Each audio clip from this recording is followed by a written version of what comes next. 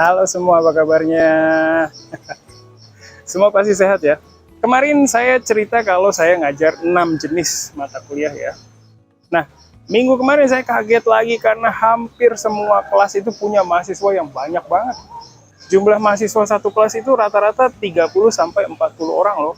Terus ada juga satu kelas yang jumlah mahasiswanya 70 orang.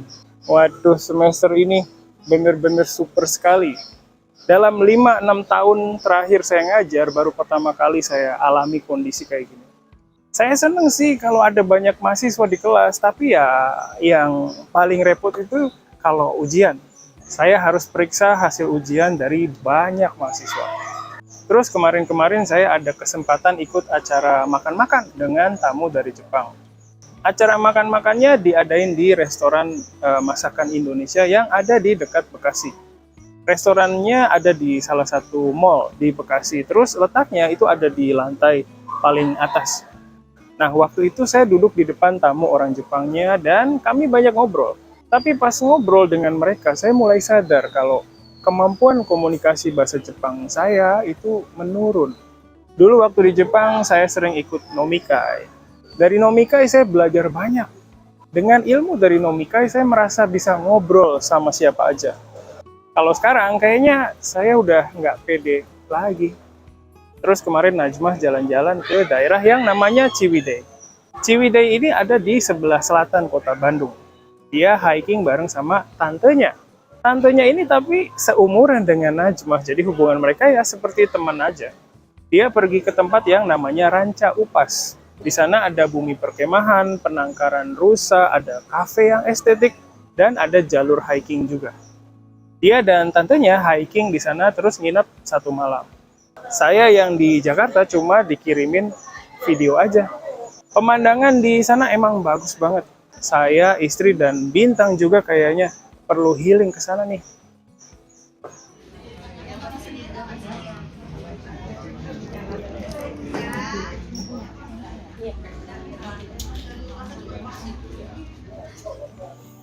Oke, itu tadi cerita keseharian saya. Di video kali ini saya bakal ajak kalian ke daerah Jakarta Selatan. Hari Sabtu kemarin saya ikut seminar pendidikan bahasa Jepang yang diadain oleh Asosiasi Studi Pendidikan Bahasa Jepang Indonesia dan Universitas Nasional. Kali ini saya ikut sebagai pembicara loh. Tema seminarnya adalah tentang bagaimana merancang kelas untuk pidato atau presentasi bahasa Jepang. Pas seminar di Bali kemarin, saya presentasi tentang kelas presentasi bahasa Jepang. Nah, di seminar kali ini saya presentasi mengenai hal yang sama. Waktu di Bali saya presentasi pakai bahasa Jepang, soalnya seminarnya waktu itu adalah seminar internasional. Tapi kali ini saya presentasi pakai bahasa Indonesia, soalnya seminarnya adalah seminar lokal. Peserta yang ikut seminar ini adalah guru atau dosen bahasa Jepang yang mengajar di Universitas SMA atau di LPK yang ada di daerah Jabodetabek. Kayaknya tahun lalu saya juga cerita tentang seminar yang sama ya. Tahun lalu tempat kegiatannya di Jakarta Selatan. Nah, kali ini juga di Jakarta Selatan. Kalau dulu tempatnya lebih dekat ke Jakarta Timur, tapi kali ini Jakarta Selatannya agak jauh, yaitu dekat Kebun Binatang Ragunan. Awalnya saya mau naik motor, tapi hari itu saya lagi malas naik motor. Jadi saya mutusin naik angkot dan bis Transjakarta.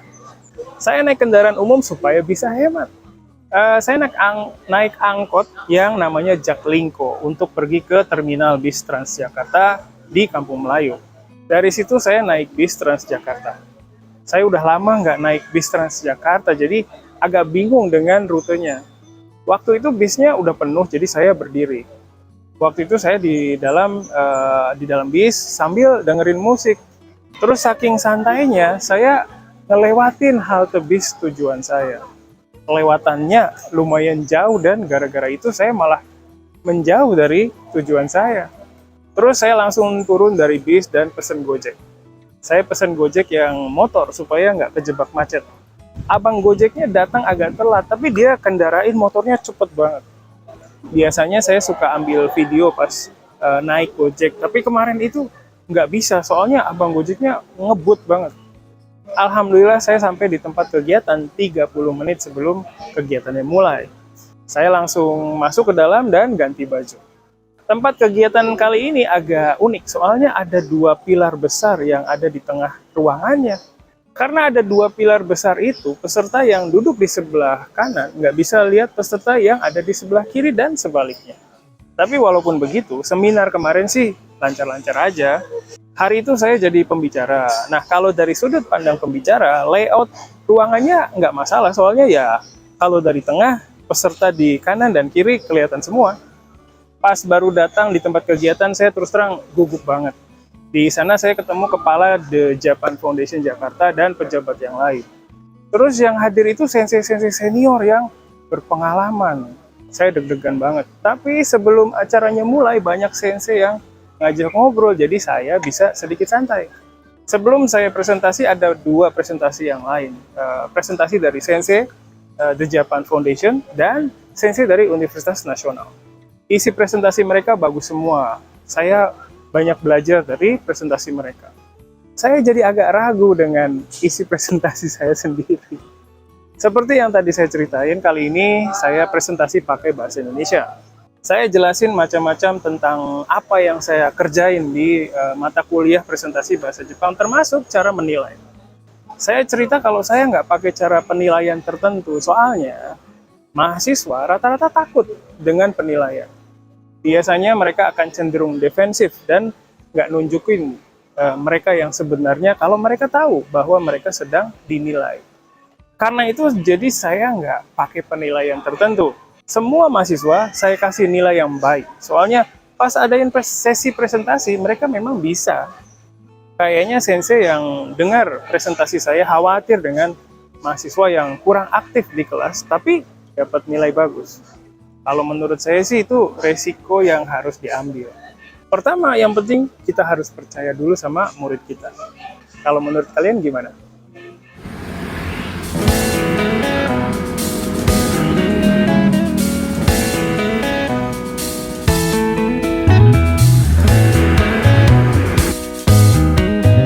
Hai, ここからは日本語で話します。今回の動画でジャボデータベック支部インドネシア日本語教育学会に行って発表した経験についてお話ししましたけれども、いかがでしょうか。今回はその学会で日本語発表に関する自分がやった実践について報告しましたけれども、その後コメントや質問などをたくさんもらったので、嬉しかったなと思います。次また頑張ります。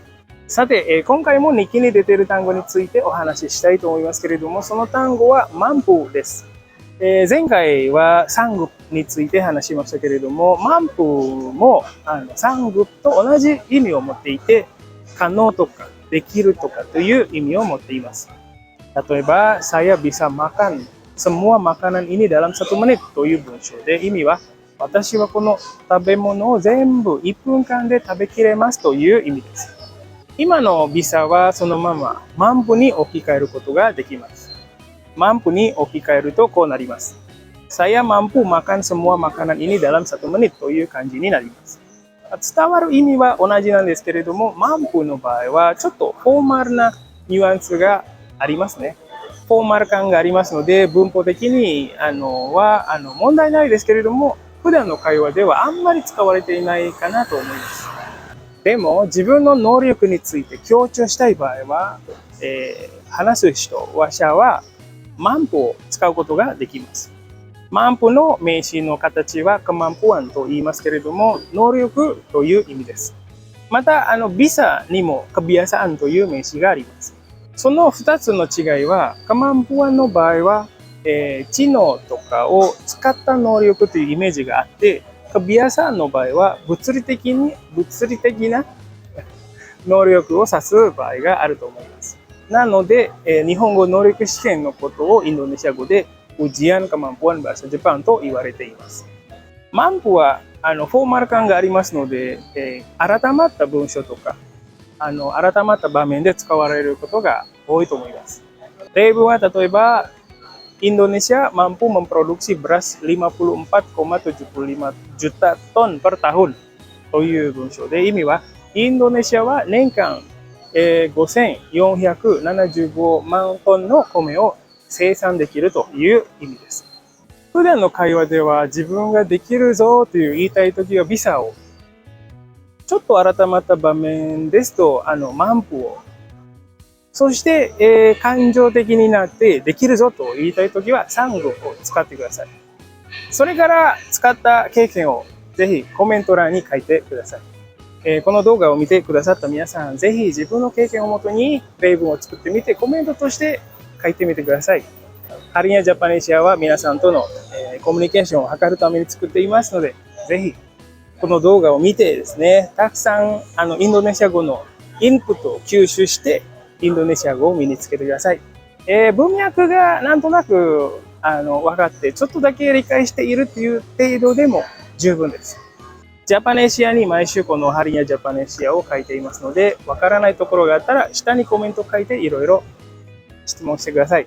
皆さんのアウトプット、そして、私からのインプットとフィードバック。このやり取りがとても大事です。Itu dulu sementara ini, sampai ketemu lagi di komen. Sampai ketemu lagi di apa ya? Di konten berikutnya ya. Bye bye.